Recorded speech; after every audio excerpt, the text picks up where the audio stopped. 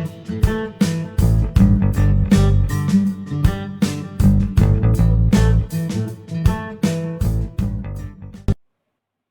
عليكم ورحمة الله وبركاته. أهلا بكم في قناة كروشيه يوتيوب مع سهام البنهاوي. النهاردة هنعمل برا بشكل مختلف وجديد. المقاس اللي احنا هنعمله النهاردة هو المقاس 36. طبعا احنا عارفين كلنا مقاسات البرا. المقاس اللي احنا هنعمله هو المقاس 36، وطبعا سهل ان احنا نعمله لأي مقاس. والأول مرة تشوف أعمالي ما تنسيش تدوسي على الزر الأحمر اللي تحت الفيديو وتدوسي على الجرس عشان يوصلك كل جديد، وما تنسيش لايك، ونتابع مع بعض الأدوات والخطوات. الأدوات اللي هنستخدمها: هنستخدم خيط كوتون جولد والمقص وإبرة التنظيف والماركر والمزورة، ومعاه إبرة رقم 2.5. دلوقتي هنشتغل الحلقة السحرية بتاعتنا. بنسحب الخيط اللي ورا لقدام بالشكل ده، ونمسك الخيط زي ما احنا شايفين كده، وهنرتفع 1 2 3، وهنعمل عمود بلفة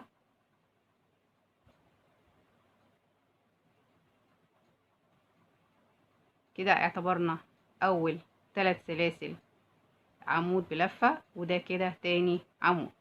اللي بعده سلسلتين، بعد كده 2 عمود بلفة، 1 2، وبعدين سلسلتين، 2 عمود بلفة، 1 2، سلسلتين كمان مرة، 1 2، وبعدين سلسلتين. ده عملنا 1 2 3 4. هنعمل كمان 2 1 2، وبعدين سلسلتين. هنعمل كمان 2 عمود التاني، وبعدين سلسلتين، وهنقفل في 1 2 3 في تالت سلسلة. كده عندنا 6 مجاميع. ادي اول مجموعة، التانية، التالتة، الرابعة، الخامسة، السادسة. بعد كده هندخل ناخد منزلقة في الغرزة اللي بعد كده، ومنزلقة في الفراغ بالشكل ده. وبعدين هنرتفع 1 2 3، وهناخد كمان عمود، يبقى كده 2 عمود، وبعدين سلسلتين، وفي نفس المكان 2 عمود، 1 2، وهناخد سلسلة ونكرر الشغل في الفراغ اللي بعده. عمود التاني، وبعدين سلسلتين، وفي نفس المكان عمود التاني، وناخد سلسلة ونكرر في كل فراغ. هناخد غرزة صدفة عبارة عن عمودين، سلسلتين، عمودين. وصلت لاخر السطر، وهاخد سلسلة واقفل في تالت سلسلة 1 2 3، وهكرر زي ما عملنا في السطر اللي قبله، ان احنا هناخد منزلقة في منزلقة لغاية لما نوصل لقلب الغرزة. منزلقة في منزلقة، ونكرر غرزة الصدفة. هناخد جواها غرزة صدفة، هنرتفع 1 2 3، وناخد كمان عمود، بعدين سلسلتين، ونكرر 2 عمود.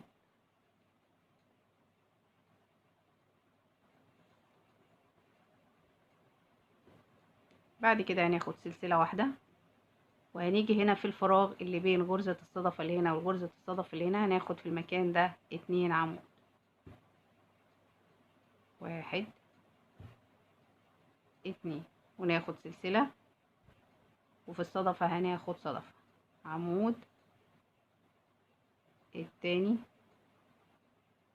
بعدين سلسلتين، ناخد عمود التاني في نفس المكان بالشكل ده، وبعدين ناخد سلسلة وناخد في الفراغ اللي بين غرزة الصدفة اللي هنا وغرزة الصدفة اللي هنا، هناخد عمود التاني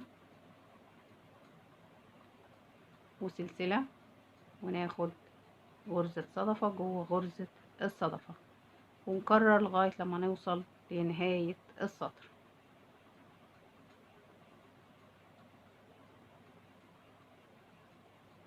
زي ما احنا شايفين كده،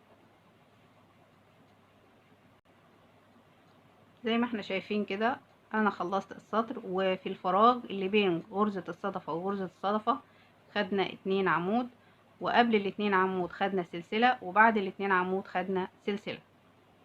وهنكرر في كل سطر، عدد الفراغات هيزيد معانا، يعني السطر اللي قبله كان فيه فراغ واحد، السطر اللي احنا فيه بقى فيه فراغين، فهنعمل 2 عمود هنا و2 عمود هنا، وكل سطر بنرتفعه بيزيد عدد الفراغات. عندي هنا في غرزة الصدفة هشتغل غرزة صدفة 1 2 3، وناخد عمود وبعدين سلسلتين، عمود التاني، وبعدين سلسلة. عندي اول فراغ بعد الصدفة هاخد 2 عمود، 1 2، وبعدين اخد سلسلة، وعندي في الفراغ التاني هاخد 2 عمود، 1 2، وبعدين سلسلة، واجي هنا في الزاوية الصدفة هاخد صدفة 1 2، وبعدين سلسلتين و2 عمود في نفس المكان، واكرر لنهاية السطر. زي ما احنا شايفين كده خلصنا السطر، وبدأ عندنا 3 فراغات، ادي فراغ التاني التالت، هنرتفع 1 2 3، وهناخد صدفة جوه الصدفة. قلنا الصدفة عبارة عن 2 عمود، 2 سلسلة، 2 عمود، وبعدين سلسلة، وفي اول فراغ هناخد 2 عمود، 1 2، وبعدين سلسلة، الفراغ اللي بعده 2 عمود، 1 2، وبعدين سلسلة، الفراغ التالت 2 عمود، 1 2، وبعدين سلسلة، وهنيجي في الزاوية هناخد زاوية، عمود التاني، وبعدين سلسلتين، وناخد 2 عمود في نفس المكان زي ما احنا شايفين كده. يبقى صدفة، وبعدين سلسلة، 2 عمود، سلسلة، 2 عمود، سلسلة، 2 عمود، سلسلة، والصدفة التانية. بنكرر لغاية نهاية السطر. زي ما احنا شايفين كده خلصنا السطر وابتدينا في السطر الجديد. هنلاحظ هنا ان عدد الفراغات اصبح 4، 1 2 3 4. هنشتغل نفس الشغل اللي اشتغلناه في السطر اللي قبله، سلسلة، وهناخد في الفراغ عمود التاني، وبعدين سلسلة، الفراغ التاني هناخد عمود التاني، وبعدين سلسلة، عمود التاني، وبعدين سلسلة، عمود التاني، وبعدين سلسلة، وناخد في الزاوية هناخد الصدفة. زي ما احنا شايفين كده خلصت السطر، واصبح عندي فراغ التاني التالت الرابع الخامس. انا كده اوريدي عملت اول صدفة، هاخد سلسلة، وفي الفراغ اللي بعده اللي هو اول فراغ بعد الصدفة خدت 2 عمود، سلسلة، 2 عمود، سلسلة، 2 عمود، سلسلة، 2 عمود، سلسلة، 2 عمود، سلسلة، واخد الصدفة. 2 عمود، سلسلتين، 2 عمود في نفس المكان بالشكل ده زي ما احنا شايفين كده، واكرر لنهاية السطر. زي ما احنا شايفين كده، احنا كده خلصنا الشكل السداسي بتاعنا. دلوقتي هنبتدي ان احنا نزود البرا معانا. هنشوف احنا عملنا قد ايه بالظبط. كده عملنا 14 سنتي زي ما احنا شايفين كده، 14 سنتي في الاتجاه ده. اما من الزاوية للزاوية فاحنا عملنا 16 سنتي من الزاوية للزاوية، وده المقاس اللي يهمنا، وهقول لكم المقاس اللي يهمنا ازاي. احنا عندنا البرا، او على حسب ما انتي هتستخدميه توب او هتستخدميه برا. هو بيبقى بالشكل، بيبقى شكل سامبوكسة. فاحنا هنجيب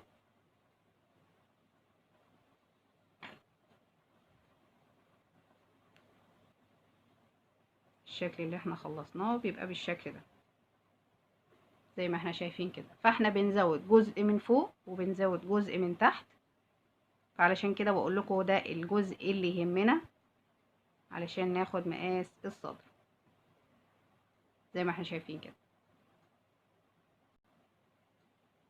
فاحنا هنرتفع 3 سلاسل. احنا كده وصلنا عند الزاوية، احنا خلصنا عند الزاوية. والمفروض لو هتشتغلي دور بعد كده بتعملي الزاوية وبعدين تشتغلي عادي خالص زي السطور اللي احنا عملناها قبل كده. دلوقتي هنرتفع 1 2 3، وهنيجي في الفراغ زي ما احنا شايفين كده. اول فراغ هنيجي ناخد 2 عمود، 1 2، وبعدين سلسلة وندخل في الفراغ اللي بعده 2 عمود، سلسلة، الفراغ اللي بعده 2 عمود،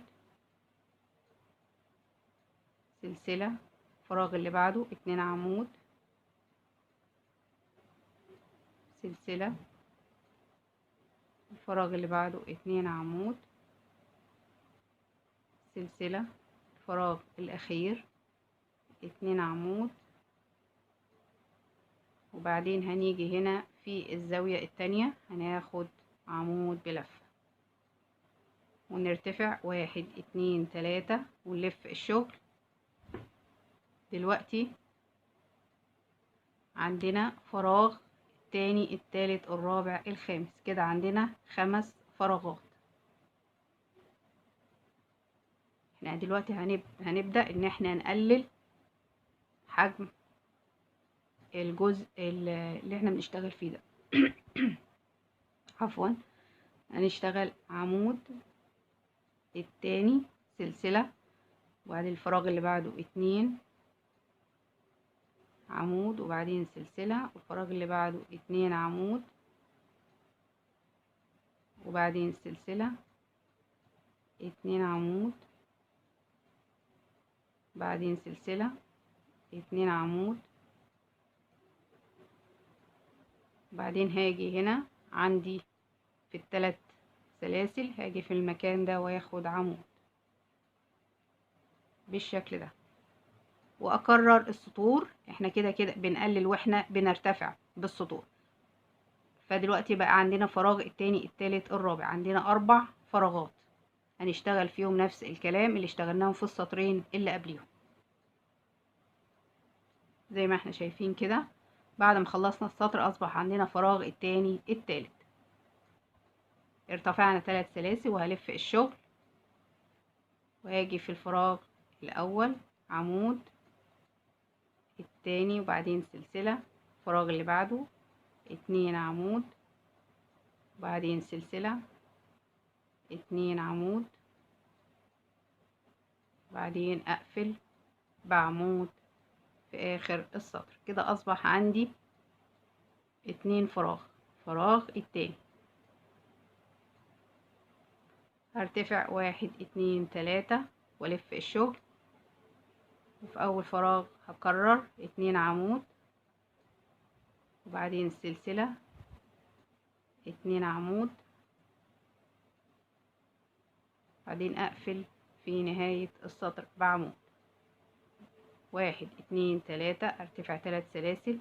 عندي كده فراغ واحد، هاخد عمود التاني، بعدين اقفل بعمود في نهاية السطر بالشكل ده. ارتفع 1 2 3 والف الشغل، وعندي هنا في العمودين هدخل من قلبهم كده واخد عمود التاني زي ما احنا شايفين كده. بعدين اجي هنا واخد عمود. بعد كده ده اخر سطر هنعمله. 1 2 3 والف الشغل واخد عمود في المكان ده واقفل السطر زي ما احنا شايفين كده. دي كده نهاية السطور بتاعتنا. واخد سلسلة وافصل الخيط، واكرر نفس الشغل اللي احنا اشتغلناه في المكان اللي قصاده. احنا عملنا الناحية دي تناقص، فضلنا نتناقص لغاية لما وصلنا لنهاية السطور بتاعتنا. هنعمل الناحية دي نفس الكلام. انا كده خلصت الناحيتين. بعد ما خلصنا الناحيتين بالشكل ده هرتفع سلسلة والف الشغل. انا دلوقتي على وش الشكل بتاعنا، ده الوش وده الظهر زي ما احنا شايفين كده.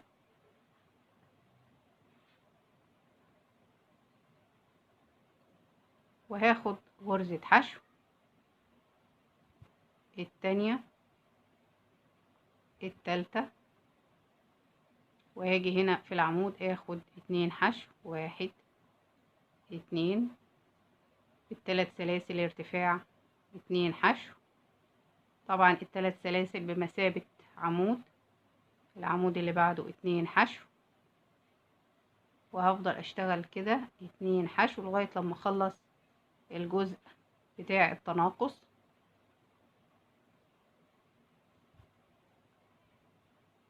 بالشكل ده.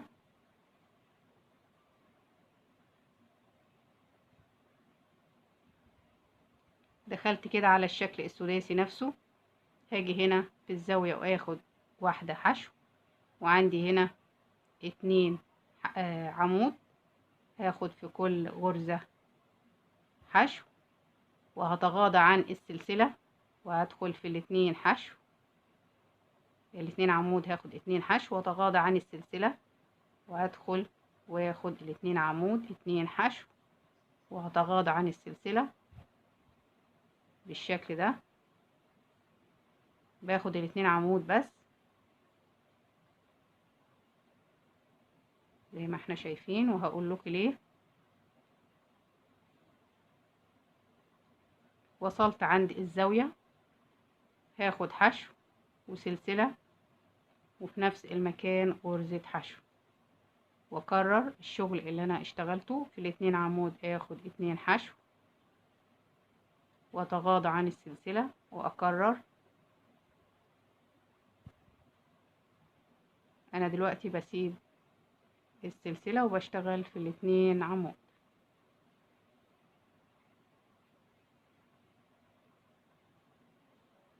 بالشكل ده زي ما احنا شايفين بالشكل ده.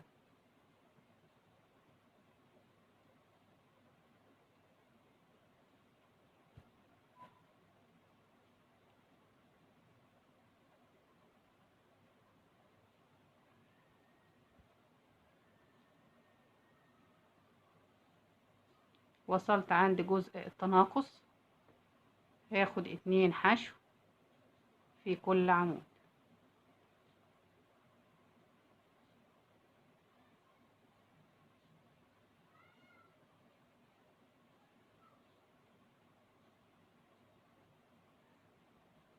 لغاية ما اوصل عند الجزء ده، وهسيبكم انتوا تكملوا الناحية التانية.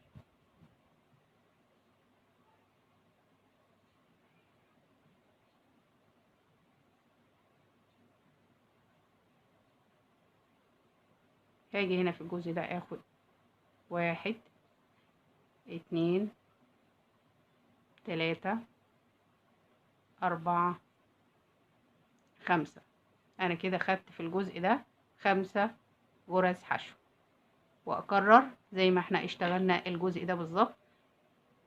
احنا عملنا كده ليه؟ علشان يدينا التقويسة دي زي ما احنا شايفين كده، بس مع الشغل هيفرد معانا حاجات بسيطة زي ما احنا شايفين كده. عشان كده احنا تغاضينا عن السلسلة الموجودة بين العواميد.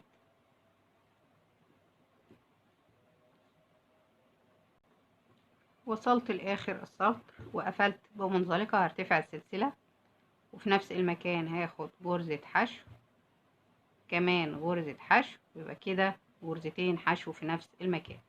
بعد كده اخد غرزة حشو فوق كل غرزة حشو بالشكل ده لغاية ما اوصل عند الزاوية في المكان ده، وهعمل نفس الكلام في السلسلة، هعمل حشو سلسلة حشو. وصلت للزاوية وفي السلسلة هاخد حشو وبعدين سلسلة وفي نفس المكان غرزة حشو. بعد كده اشتغل حشو في كل غرزة حشو. الزاوية بتبقى معايا بالشكل ده. طبعا بخصوص السلاسل وغرزة الحشو، علشان احنا تغاضينا عن السلسلة واشتغلناها بالشكل دوت، وبعدين بعد كده هتفرد معانا فردة بسيطة. لو انت مش عايزة تتغاضي عن السلسلة، عايزة تشتغلي شغل حشو في كل غرزة، طبعا ده بيرجع لك. وصلت للجزء اللي موجود هنا وخدت 2 حشو، وفي الغرزة التالتة هاخد 2 حشو. انا عندي هنا 5 غرز حشو، خدت 2 حشو، وفي الغرزة التالتة خدت 2 حشو في نفس المكان، وبتشتغلي غرزة فوق كل غرزة لغاية نهاية السطر. انا كده خلصت الناحيتين، وهشبك الجزئين ببعض. دلوقتي هنجيب الخيط ونشبك في الزاوية بالشكل ده.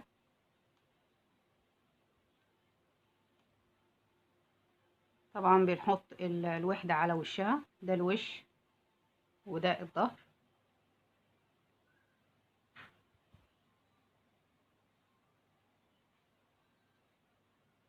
هنرتفع عفوا 1 2 3 4 5. هنيجي هنا في الزاوية نفس الكلام، هناخد منزلقة بكده. وصلنا الجزئين ببعض. هاجي هنا في الغرزة اللي بعديها واطلع اخد منزلقة وارتفع 1 2 3 4 5 6 7 8. بزود 3 غرز كل ما ارتفع سطر، واخد منزلقة واطلع في السطر اللي بعده بمنزلقة وارتفع 1 2 3 4 5 6 7 8 9 10 11. بنزود 3 غرز في كل سطر، واجي هنا في الناحية المقابلة وادخل في الغرزة واستعد للسطر اللي بعده، هدخل واخد في الغرزة اللي بعدها منزلقة. تبقى معايا بالشكل ده.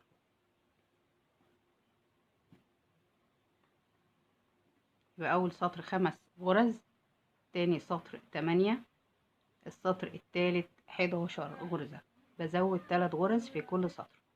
اكمل وارجع لكم. وزي ما احنا شايفين كده دي نتيجة التزايد في كل سطر. قلنا في كل سطر بنزود 3 سلاسل. احنا اول سطر 5 سلاسل، تاني سطر 8 سلاسل، تالت سطر 11 سلسلة، بنزود 3 سلاسل في كل سطر، ودي النتيجة اللي وصلنا لها.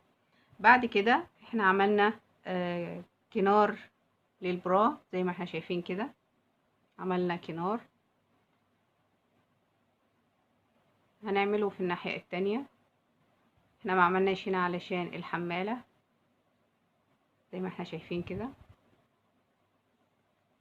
هنعمله الناحية دي. هنبتدي شغل من الاتجاه ده، احنا هنا ابتدينا من الاتجاه ده، وبعدين طلعنا وبعدين نزلنا ونهينا الشغل هنا.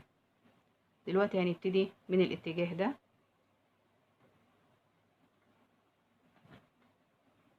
هاجي هنا في الغرزة اللي عند السلاسل او الغرزة اللي بعدها،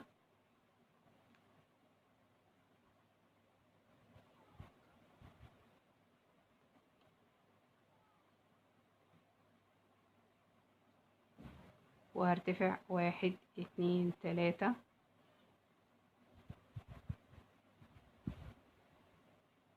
وفي نفس المكان هاخد عمود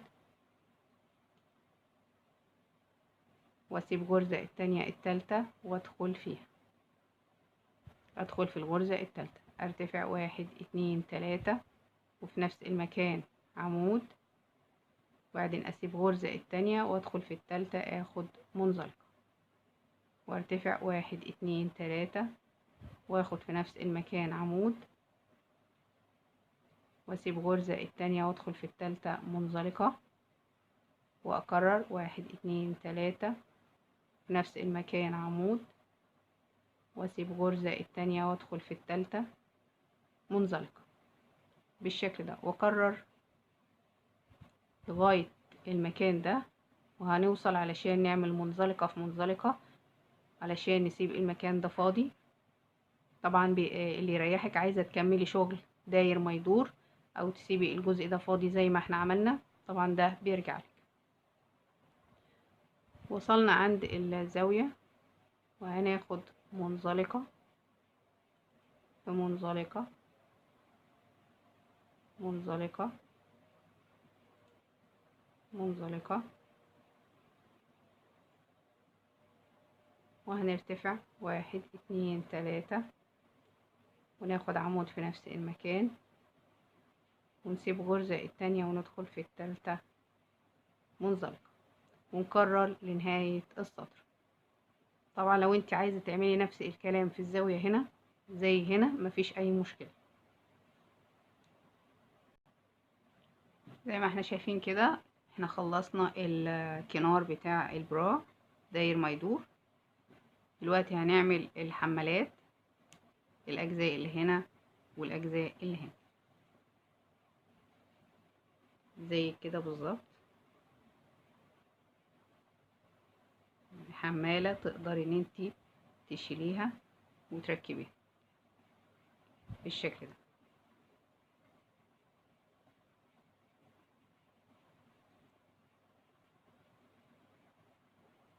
انا دلوقتي هعمل سلاسل بالطول اللي انت عايزاه، بتعملي سلاسل مش لازم عدد معين. اكمل وارجع لكم. انا كده عملت 40 سنتي سلاسل، هسيب غرزة التانية التالتة الرابعة الخامسة الستة السبعة التامنة التاسعة العشرة، هسيب 10 غرز، وهاجي في الغرزة رقم 11 وهاخد منزلقة بالشكل ده. بعد كده في كل غرزة هاخد منزلقة، السطر كله غرزة منزلقة.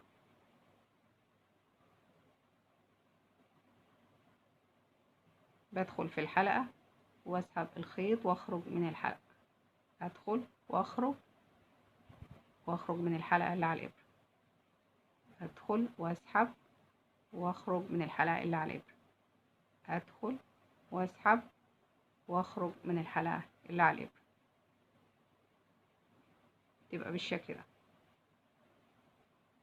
زي ما احنا شايفين كده لغاية نهاية السطر. تبقى معايا في الاخر بالشكل ده زي ما احنا شايفين كده، وبربط الفتلتين ببعض زي ما احنا شايفين كده. عايزة تسيبي الجزء النهائي دوت بتسيبيه، عايزة تخيطيه او بتنضفيه داخل الجرز بإبرة التنظيف. دلوقتي هنركبه مع بعض. بندخل الجزء المفتوح ده كده وبندخل الغرز فيه بالشكل ده وبنسحب، تبقى معانا بالشكل ده. طريقتها سهلة وبسيطة. نفس الكلام بنعمله في الناحية التانية.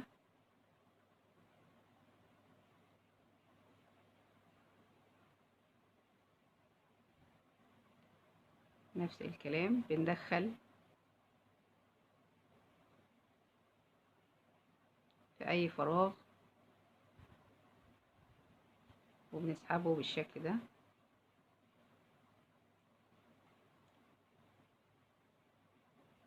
زي ما احنا شايفين كده.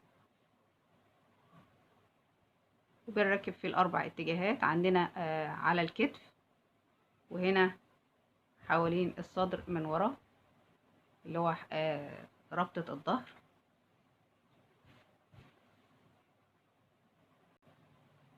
وبكده البرا بيكون خلص معانا. ولأول مرة تشوف أعمالي ما تنسيش تدوسي على الزرار الأحمر اللي تحت الفيديو وتدوسي على الجرس عشان يوصلك كل جديد، وما تنسيش لايك وما تنسيش شير عشان الكل يستفيد. واشوفكم على خير. مع السلامة.